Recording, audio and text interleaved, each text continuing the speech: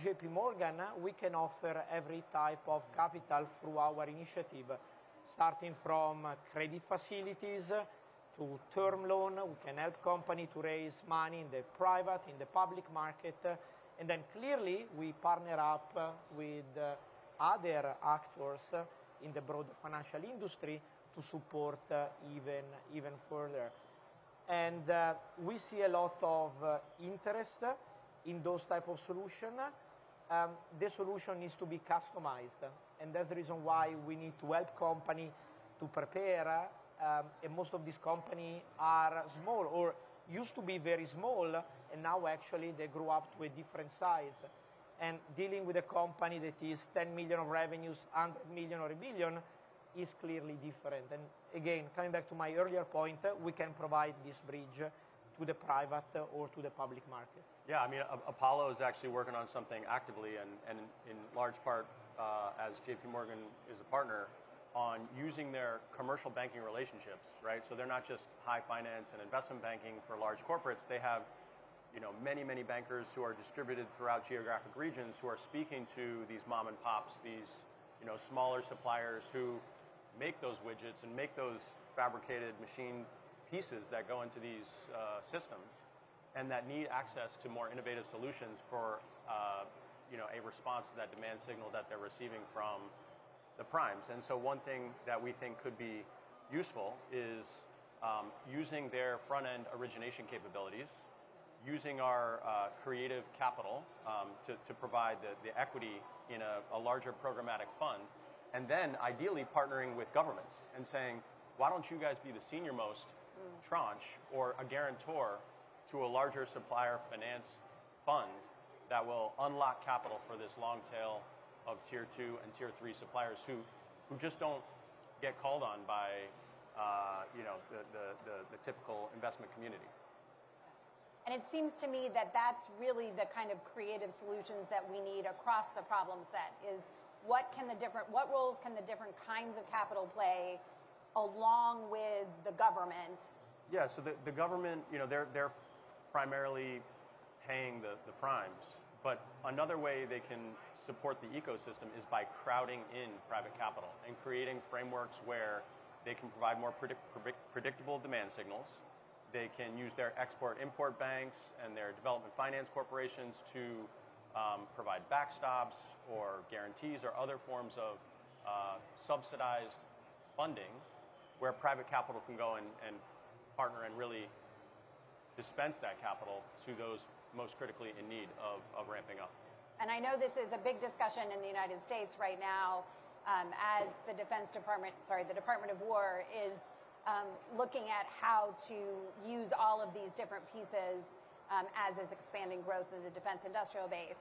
I want to take a few minutes and turn to some of the questions that we've gotten through Slido. If you want to submit them, I get to handily see them here on my iPad. And actually, I think this leads us into a really interesting question, which is, how do private capital organizations see, or do you see, value in the NATO Defense Production Action Plan and the Rapid Adoption Action Plan? Really, the question is, how does this all fit into some of these, in this case, multinational structures, and are you able to work with those? Yes, maybe a couple of thoughts. One important piece of the equation is talking with the government. And can be the government, can be NATO, can be different type of organization. But one thing that is sometimes missing is a long-term contract, is a frame contract. And if you think about both from a banking perspective and from an investor perspective, diversification is key. So if you are dealing with one company that has one contract with one nation, clearly the level of risk is different than one company that is actually supplying components, product, solution to a much broader set of customers. Sometimes the customer can be NATO or could be the different nation.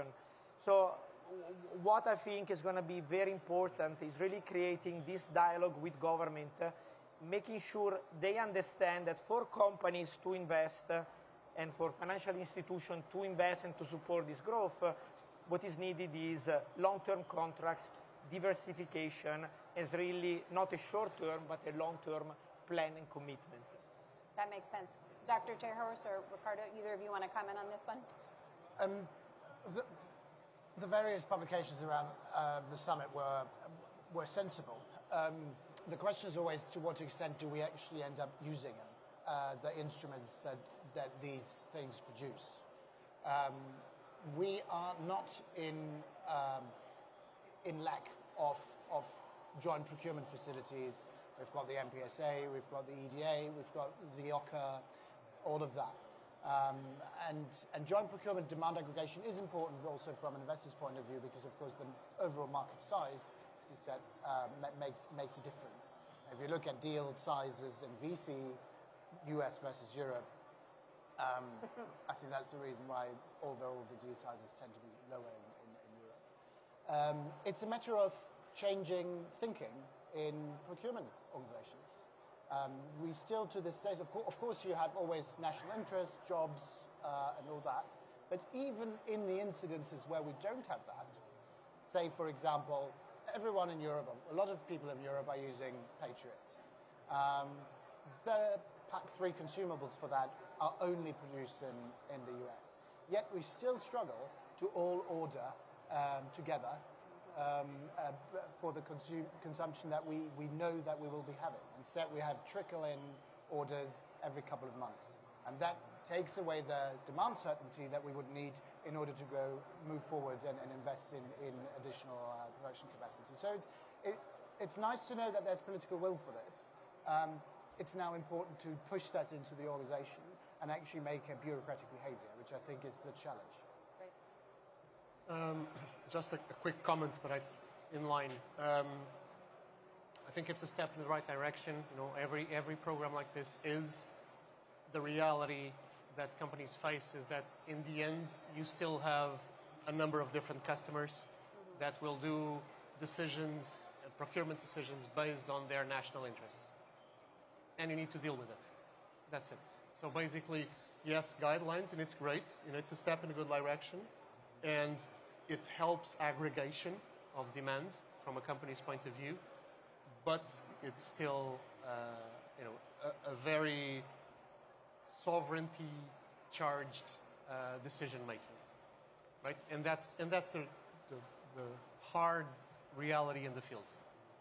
That makes sense. Let me turn to another question from the audience. What do private capital organizations look for in national defense markets when you're making your investment decisions? Joy, do you want to take this?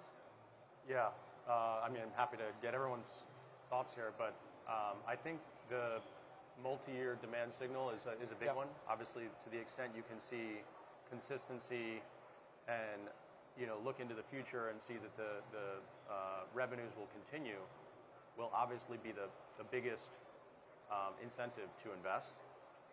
But there could be civilian applications, right? So to the extent that we enter a time of peace, they could be their technologies, their systems can be applied to civilian applications as well. And in fact, Apollo, for the very first time, is looking to participate in a venture round in a company that addresses this very thing, where they are making the machine that builds the machines. So, I'll get into that, when it's publicly announced, but essentially they're using AI and automation to manufacture parts that go into the defense industrial base, but can help us, reinvigorate our calcified Rust Belt. And I think the same would apply to Europe as well. Yeah, I would say when we work with investor, the question number one is, what is the long-term competitive advantage of this company? That's the question number one. Question number two is the diversification of customer. And then question number three, especially in defense tech, is what happens if the war in Ukraine stops tomorrow? I think these are three questions that company that want to raise money needs to think about and needs to address when approaching the market. And clearly, diversification, having service, long-term agreement, they are all elements that helps to frame a story that is and becomes more and more interesting for the capital market. or the private market. That makes sense. And I think we're seeing these same themes kind of run through both from, in some ways, the company side and the private capital side on what you look for to make the deal, to make the system work in the long term. And, you know, what I keep hearing is certainty and how to judge certainty and risk moving forward. Yes, and that's the reason why it needs to be a dialogue with the government, because the government is the ultimate client and is the one institution that can provide visibility and security to the industry and to the investor. Yeah. The ultimate purchaser of the end product. Yes. Yes. Well, we just have a few minutes left, so I'm going to ask one final question, and I'm just going to go right down the row here. In this moment of incredible change, the growth of the defense industrial base, private capital coming in a whole new way, and the speed where everything is moving faster than we've ever seen it. If you could change one thing, one policy, one financial instrument, one procurement rule that would most immediately unlock private capital for the transatlantic defense industrial base, what would it be? Well, I think it's impossible not to say that it is to completely overhaul how things are procured and adopted. I think what we're seeing now is particular in defense, right? But I think we've seen this in other industries. If we look at how the software world worked, the IT world worked 30 years ago, and what happened like 20 years ago, you went into as a service. Why? Because things evolve like this. Like you can't just continue buying hardware and having something obsolete a few years, or software obsolete a few quarters after, right? So I think that defense needs to embrace this, defense procurement needs to embrace this, and the institutions need to embrace this and create models that we're not inventing anything. This was done in different industries. Obviously, there's differences because you are in a sovereignty charge environment and there are lives at risk, but so there were in other industries. So I think that will unlock longer-term partnerships, even as the specific products and services keep evolving. You're not changing from Apple to Android like this because of right? And it's constantly evolving. It's not exactly the same thing, but it's an inspiration. That we need to get better at transitioning from innovation, research and development to scaled contracts, and therefore provide the demand certainty that's wanted by investors. I'll keep it short. Yeah. No, and just to build up on what Riccardo mentioned, is really moving from one-year budget mentality to multi-year procurement, because this will provide the visibility that is needed to secure the investments. Yeah, I would just add, speed of decision making. I think that attracts capital when they can see the innovation happening more rapidly and allowing for these programs of records to be more financeable. But before we end, I just wanted to say a thank you to Riccardo, Linus, and Luca for joining the Apollo-sponsored panel. I learned a lot from you guys. I'm excited to follow up with all of you and hopefully partner in some way. Yeah, absolutely. Thank you very much for inviting, and Jessica for leading the discussion. Yeah, thank you, Jessica. Thank you all. We very much appreciate your time. The panelists will be here afterwards, and we look forward to continuing the conversation. Thank you. Thank you. Thank you.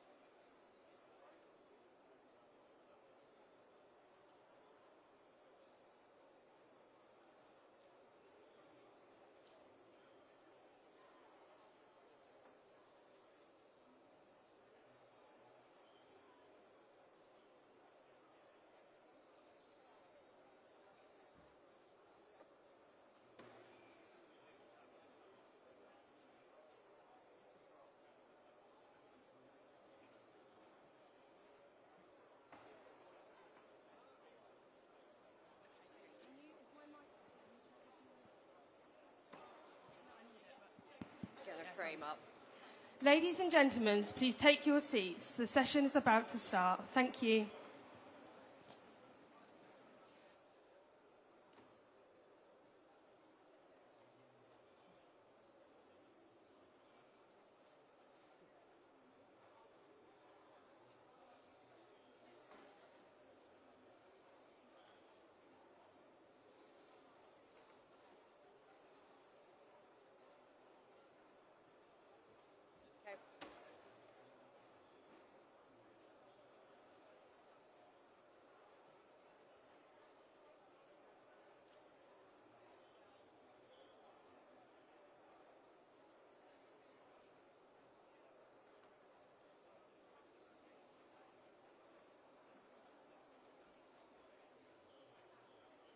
Ladies and gentlemen, please be seated for a short video address from the Right Honourable Andy Burnham, MP, Prime Minister of the United Kingdom, recorded yesterday.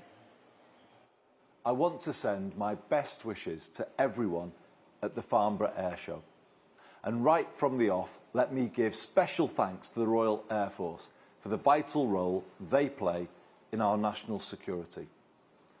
I know what a big deal this event is, truly I do, and I'm so sorry I can't be with you.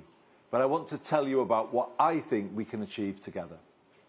You might have heard me say that I am determined to deliver the biggest changes this country has seen in 40 years. At the heart of that, we are going to reindustrialise this nation and create the jobs and opportunities people desperately want to see. But we can't do that on our own. We will do it by working together with brilliant businesses like those at Farnborough this week. The civil, aerospace and defence sectors combined will support 500,000 jobs across the country by 2030. And right now, 2/3 of those jobs are outside London and the South East. I've seen those jobs for myself and the difference they make. It is a real success story, and so we want to go further. As I said on the steps of Downing Street yesterday, we are going to honour our commitments on defence and use that investment to transform people's lives. And we are going to work even more closely with our allies. So today, we are not just recommitting to our state-of-the-art GCAP fighter programme. I'm delighted to announce that Canada will join the programme as the first observer nation.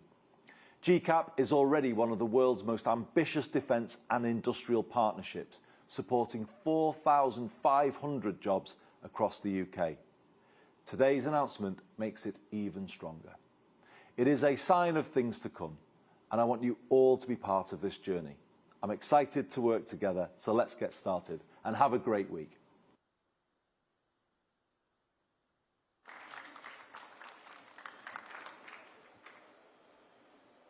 Thank you, Prime Minister, and good morning, ladies and gentlemen. Welcome to Day 3 of Farnborough International Air Show. It's been quite a week so far, filled with fantastic air displays, great deals, and even more shoe leather worn out than perhaps ever before as we've expanded in size over the last couple of years. Farnborough is, as ever, the place to be at times of change. We are the birthplace of British aviation, the home to the world's premier air show, and the first outing for our keynote speaker today in his new role. They do say that in the first few days in a new job are the perfect time to make a good impression. It is time to hit the ground running. Given our current geopolitical environment with 2 regional conflicts, aggressors in the east, the need to deliver on the Defence Industrial Strategy and the Defence Investment Plan, there has perhaps never been a more important time for the Ministry of Defence. So with a stellar political track record, a zest for reform, and a demonstrable history of leading complex departments, we are delighted to welcome the new Secretary of State for Defence. We look forward to working with him in the future, and of course thank him for taking time to join us today, which must be one of the busiest diaries in Whitehall. Please join me in welcoming the Right Honourable Wes Streeting MP, Secretary of State for Defence. Welcome, Secretary. Kevin, thank you very much for that. introduction, and I'm sure you will all understand why perhaps the Prime Minister couldn't be here this particular week. I've no doubt we'll be seeing him here in future years, but I hope you've just got a glimpse there from that video message what an opportunity we have with this Prime Minister and this Chancellor.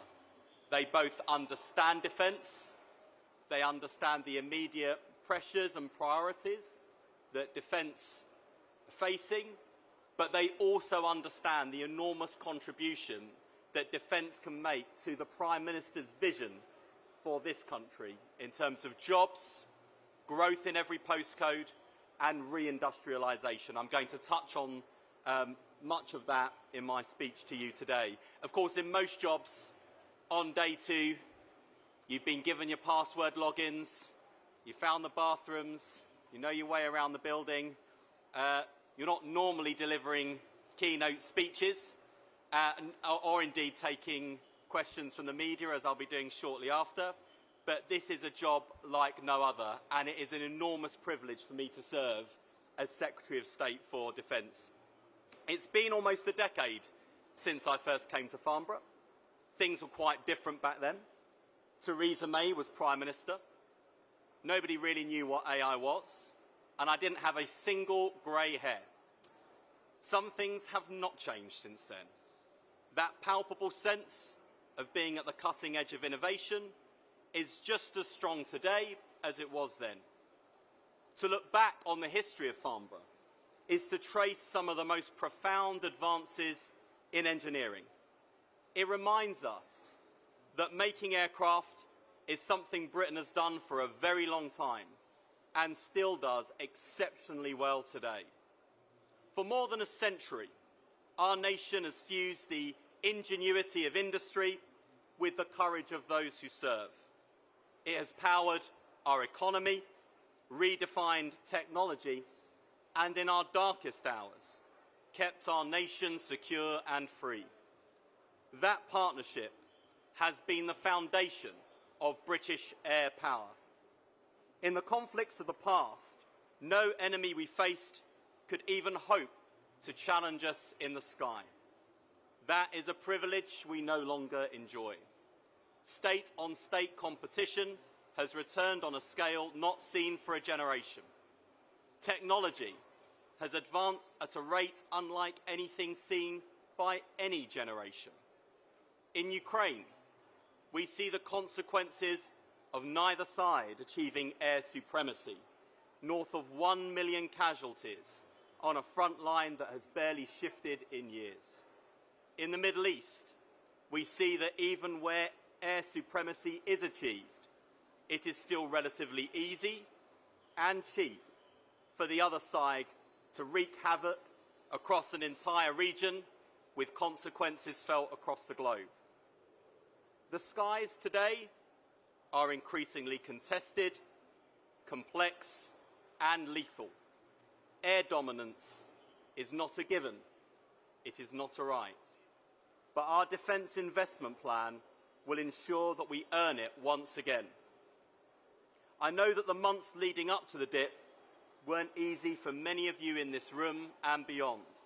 I thank you on behalf of the government for persevering. With the plan now published, I'm relying on all of you to make it a success. The first duty of any government is to keep our country safe. That is a duty the Prime Minister and I treat with the utmost seriousness. My job as Secretary of State is to maximise our deterrence and ensure that should deterrence fail, we have the capability to fight and to win. That means investment. President Trump has called on Europe to carry a greater share of the burden for our own defence, and he is right to do so. The UK has always been a leading light on defence spending, but the world is changing, and in these dangerous, uncertain times, it is clear that we have needed to go further.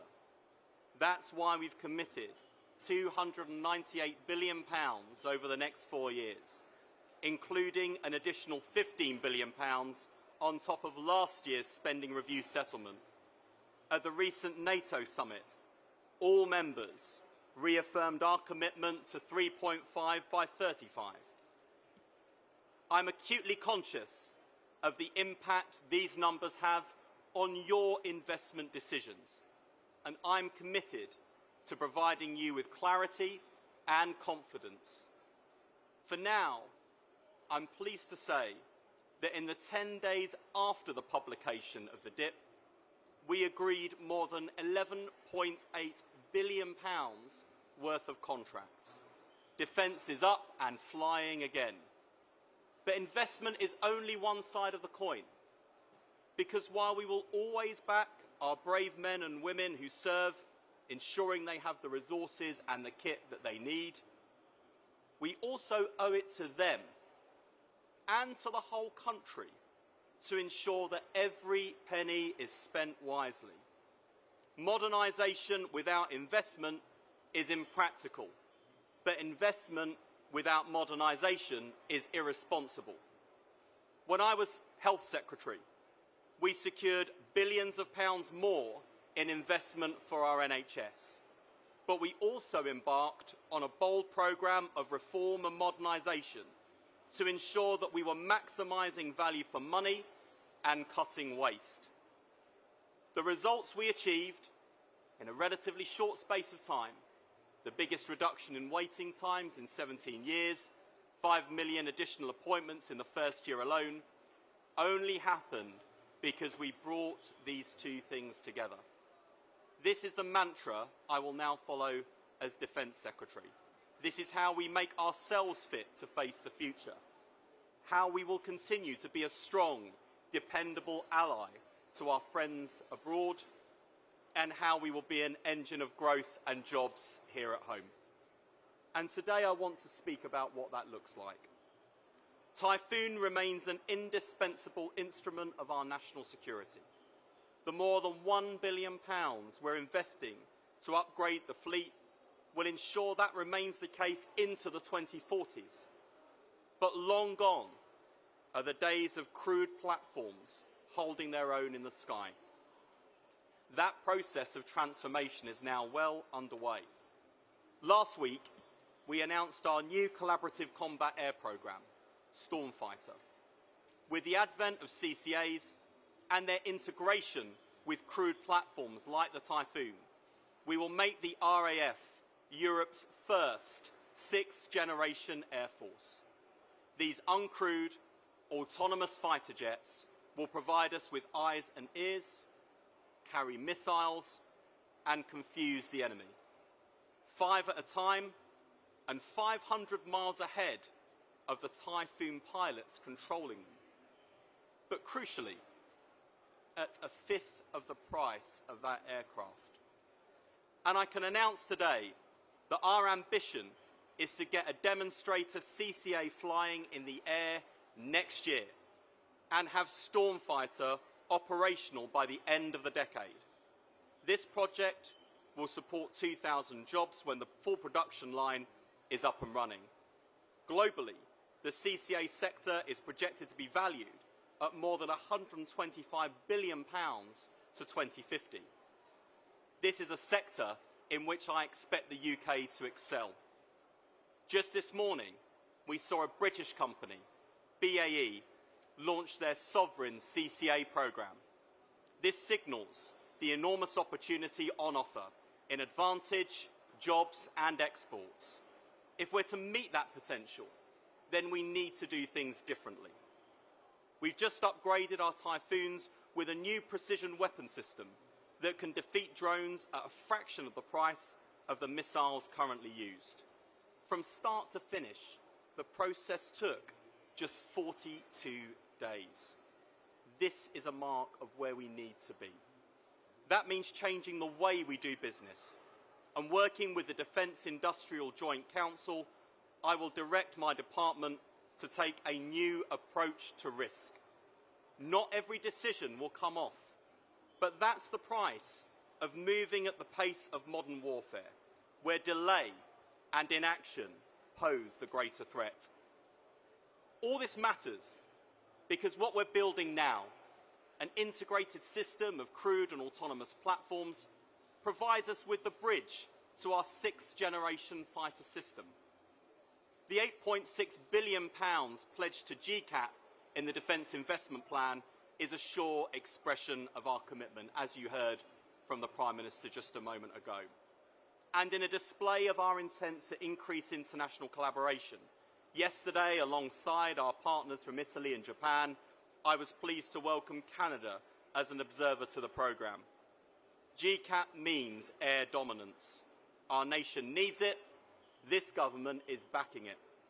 The wider Future Combat Air System will likewise enjoy our fullest support. Today we have over 4,500 people working across the UK, building a fully integrated combat air system. GCAP, uncrewed platforms, advanced weapons, sensors, and secure data networks. The FCAS programme is a fantastic source of good jobs and apprenticeships. We also have some of our finest minds working on the frontier of the most advanced technologies. The potential, not just for our security, but as history shows, for our society and our economy too, is enormous. And today, I'm pleased to confirm we put pen to paper with BAE on a £708 million contract extension to advance their work on critical sovereign technologies. So what does all of this mean? In one word, jobs. The air sector alone employs 70,000 people in the UK. The Prime Minister has spoken passionately about his ambition to re-industrialise Britain. Defence is and will be at the forefront of that mission. We will be unapologetic about backing Britain, British ingenuity, British workers, communities in every corner of this great country. Defence will not just be a recipient of the proceeds of economic growth. It will be a central contributor to building that growth. A driver of prosperity in parts of the country that are crying out for the backing they need to make their contribution to the challenge of our time. It is not yet clear whether the 21st century will be defined by tyranny or freedom. But we need not let others define the answer to that question. Freedom is hard won and even harder preserved. We in Britain will not be bystanders in this contest. We know which side we are on, and we will give every part of our country the chance to play their part in ensuring that our values, freedom, democracy and peace not only win out, but endure. Let me end with what matters most, our people. Over recent months, we've seen the very best of our RAF. Our pilots protecting the skies above NATO's Eastern Front and the Middle East. The A400 crew who flew 4,000 miles to save a single life on the most remote inhabited British overseas territory on Earth. And I have to say, as the Health Secretary at the time, that made me truly proud to be British and truly proud of what this country is capable of doing. The RAF regiment gunners who stood watch, engaging hundreds of drones with relentless dedication in the Middle East. The heli crews who helped seize a Russian Shadow Fleet vessel, and the P-8 crews who tracked Russian spy subs with precision and determination. Every time, without exception, when members of our RAF are called to act, they have not merely met the moment, they have risen far beyond it. We are now in the midst of one of the most profound changes in the history of air power. Never before have we been asked to travel so far in so little time. But we can. In times of our greatest peril, this country has shown itself capable of doing big things. We still can. We have stood tall on the world stage, steadfast in support of our allies. We still can. We have matched the courage of those who serve with the ingenuity of those who build, we still can. And together, we will do so again. Thank you very much. Thank you.